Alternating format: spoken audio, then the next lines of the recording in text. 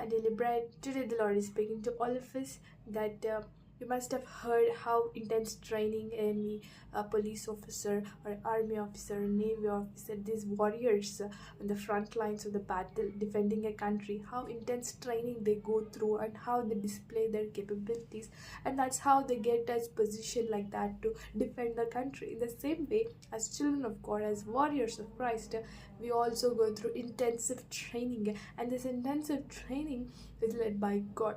Okay, when the Lord chooses us as warriors, he definitely trains us so that we are capable of that position and we deserve that position. So first of all, the Lord will make sure to break you and then completely shatter the personality, the character, and the kind of person you are, because the person and the kind of person we are today is not that something the Lord wants. He wants to transform us into a completely different person that he desires to be, has to be. So for that you need an intensive transformation. But first, for that you have to break. He has to break this self of as whatever we are today.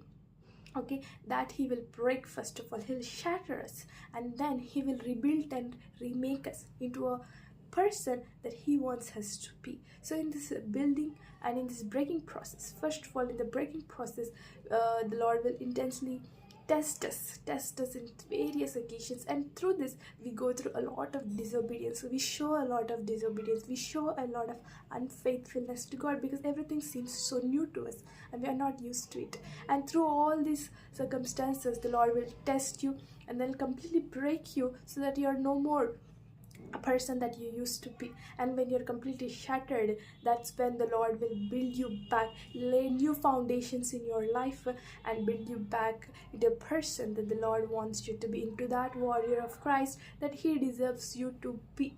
And that's how intensive transformation happens. And you might be afraid that but just by listening this, that I'm not capable and I'm completely afraid of going through this intensive training. But don't worry, because the Lord chooses only the strongest souls for the hard roles.